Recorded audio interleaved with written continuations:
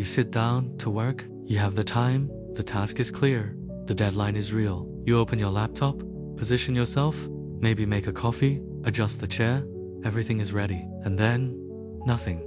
Your eyes are on the screen, but your mind is somewhere else entirely. Half thinking about a conversation from 2 days ago, half noticing a sound from outside, half wondering if you should check your phone just once before you start. You pick up the phone, you put it down. You open a tab you didn't mean to open, you close it. 10 minutes pass, and you haven't done anything. Not because you're lazy, not because you don't care, because something in your brain simply won't lock onto the task. It keeps sliding off, like trying to grip something wet. This is happening to more people than ever before, and the most common explanation, that we're just distracted, or undisciplined, or not motivated enough, misses almost everything important about what's actually going on. The inability to focus isn't a character flaw that appeared out of nowhere. It's a predictable response to a very specific set of conditions that modern life has quietly built around you. And once you understand those conditions clearly, the problem stops feeling like a mystery, and it stops feeling like a personal failure. The first thing to understand is that focus isn't a switch you flip. It's a state your brain enters when certain conditions are met, and a state it exits when those conditions are disrupted. For most of human history, those conditions were more or less naturally present. There was less noise, fewer competing stimuli, fewer demands arriving from multiple directions simultaneously. The environment wasn't perfect, but it wasn't specifically engineered to prevent concentration either. What you're dealing with now is different.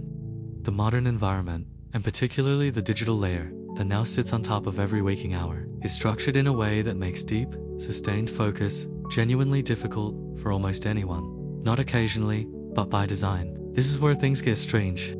The apps and platforms you use daily were built by some of the most intelligent engineers in the world, working with teams of behavioral scientists, using decades of research into human attention and reward systems, with one primary goal: to keep you engaged as long as possible. Engagement, for these systems, means your attention. And your attention is most captivating to these systems, not when you're calm and focused, but when you're slightly restless, slightly uncertain, slightly scanning for the next thing. That restless, scanning state is enormously profitable. And so, gradually, across years of daily use, your brain has been trained, through thousands of micro-rewards, to prefer that state, to feel slightly uncomfortable when it isn't in it. This explains why sitting down to do one thing, just one sustained thing, now feels so strange. Not because you've become weak, because you've been conditioned. Your brain has learned, through sheer repetition, that calm, patient, single-task attention is less stimulating than the rapid, switching, scrolling, checking state it's been in for hours every day. And the brain, always optimizing for efficiency, starts to treat focused work as a kind of low-reward activity, something that requires unusual effort to maintain, even when the task itself is something you care about. What most people miss is that this isn't just about the time you spend on your phone. It's about what happens to your attention architecture during that time. Every time you switch from one thing to another, every time you check a notification, every time you interrupt a train of thought to look at something else, you're reinforcing a neural pattern that says, short is normal, switching is normal, depth is uncomfortable. And because this happens dozens or hundreds of times a day, the pattern becomes deeply grooved. It becomes the default. So when you sit down to work, to read, to think through a real problem, your brain doesn't naturally go deep. It does what it's practiced. It looks for the next switch. There's a name for what this constant switching costs you, and it's more significant than most people realize. Every time your attention moves from one thing to another, there's a period, sometimes just a few seconds, sometimes several minutes, where your brain is still partially attached to the previous thing, while trying to engage with the new thing. Researchers who study this call it attention residue. The task you just left isn't fully gone. Part of your cognitive bandwidth is still processing it, still holding its thread, even while you're trying to focus on something else. If you're switching frequently, you almost never experience a state of full, clean attention on anything. You're always operating with a fraction of your available mental capacity, while the rest is spread across a trail of things you half finished and half thought through. This explains why so many people describe feeling mentally exhausted without having done much.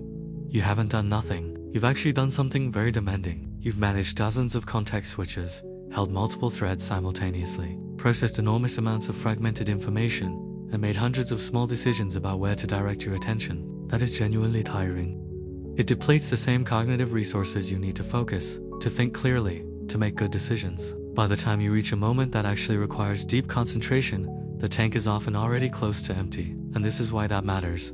The problem compounds. You start the day already carrying some digital fatigue from the night before, because many people's last activity before sleeping is screen-based and stimulating. You wake up and check your phone before your brain has had a chance to settle into a calm state. You start the morning in switching mode before you've done a single piece of real work. And then you spend the rest of the day trying to focus with a brain that was never given the conditions to fully arrive in the present moment. The deficit isn't something you can willpower your way through, because willpower itself is one of the resources that's been depleted.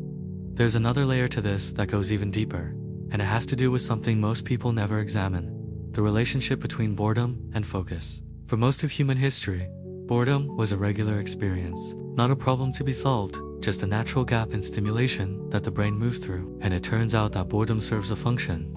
It's a condition in which the brain consolidates information, makes connections, generates ideas, and essentially resets its readiness for attention. When you feel bored and then engage with something, the engagement is real because your brain was genuinely ready for input. But most people today never experience actual boredom. Every moment of potential stillness, every waiting room, every traffic light, every 30-second pause gets filled immediately with a screen. The discomfort of having nothing to look at is resolved in seconds, and this means the brain never completes its reset cycle. It never arrives at genuine readiness. It's always mid-cycle, always partially engaged with something, always slightly overstimulated and understimulated at the same time. That strange combination, being both overstimulated and somehow still restless, is something a lot of people feel but can't quite explain.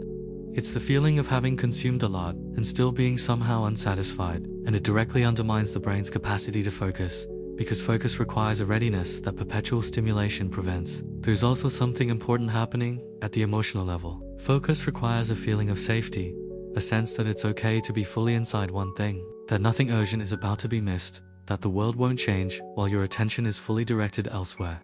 But modern life creates almost the opposite condition. There's always something potentially important arriving: a message, a notification, a news alert, a social update. The feeling of being reachable, of being available, of being potentially needed, creates a baseline anxiety that makes full attention genuinely uncomfortable. You can't fully sink into a task because part of you is always standing guard, monitoring the periphery for something that might require your response. This vigilance isn't paranoia. It's a reasonable adaptation to a world where being unavailable has social and professional consequences. But that constant low-level monitoring is cognitively expensive. It keeps a portion of your attention permanently allocated to watch duty, which means less is available for actual depth. And it makes a deep state of focus feel not just effortful, but slightly unsafe, like stepping away from a post. So what does any of this mean in practical terms for the real-world problem of a person who sits down and simply cannot lock in? The answer isn't about trying harder. It's about understanding that focus is an environmental output, not a personal virtue. It is what your brain produces when the right conditions are present, and it is what your brain withholds when those conditions are missing. So the actual work isn't forcing yourself to concentrate through sheer will. The actual work is changing the conditions. The single most reliable condition for focus is a reduction in available alternatives. When your brain has no other input to switch to, it eventually settles into the present task, not immediately, and not without some initial discomfort, but it does. The discomfort of having nothing to look at, the slight restlessness of being with only one thing, will pass if you don't relieve it. If you relieve it every time, it never passes, and you train your brain to stay in switching mode forever. But if you stay with it, something shifts. The restlessness diminishes. The task starts to hold more of your attention. You move into a state that feels different from your default, quieter, more directed, more alive in a way that's hard to describe until you've experienced it again after a long absence. For many people, the simplest structural change is the most powerful. Removing the phone from the physical space where you need to focus, not silencing it, not turning it face down, removing it. The research on this is consistent and surprisingly strong. The mere presence of your phone on your desk, even face down and silent, occupies cognitive bandwidth. Part of your brain knows it's there. Part of your brain is managing the decision not to look at it. That management is a cost. Removing the phone removes the cost entirely. It sounds almost too simple to matter, but simple structural changes that align with how your brain actually works tend to outperform complex strategies that require sustained willpower. The other thing that matters more than most people expect is the beginning of a focus session, specifically the first 5 minutes. Your brain doesn't shift instantly from one mode to another. If you go from scrolling to trying to write a report, there's a lag. The previous state is still present. Trying to focus during that lag is difficult and often discouraging. What bridges the gap is a consistent, brief transition ritual, something that acts as a signal to your nervous system that a different kind of attention is being asked for. It doesn't have to be elaborate. A specific place, a specific sound environment, even a specific physical action, repeated consistently at the start of focus work. All of these can become cues that help the brain shift mode more smoothly. Over time, the cue itself begins to trigger the state. Not magic, just conditioning, working in your favor instead of against you. And at a larger scale, the most significant thing you can do for your focus is deliberately create gaps in stimulation throughout your day. Actual gaps.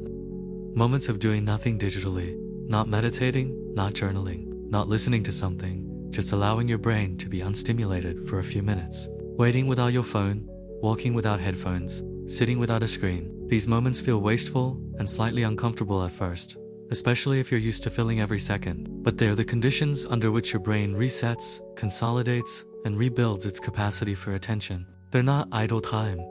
They're maintenance. And without maintenance, any system eventually fails. The truth is that your ability to focus didn't disappear because something went wrong with you. It's been gradually displaced by an environment that learned how to capture your attention more efficiently than any single task can. You've been in a relationship with that environment for years, and it has shaped you in ways you didn't choose and probably didn't notice. But once you see the shape of what happened, you have something you didn't have before, a place to begin.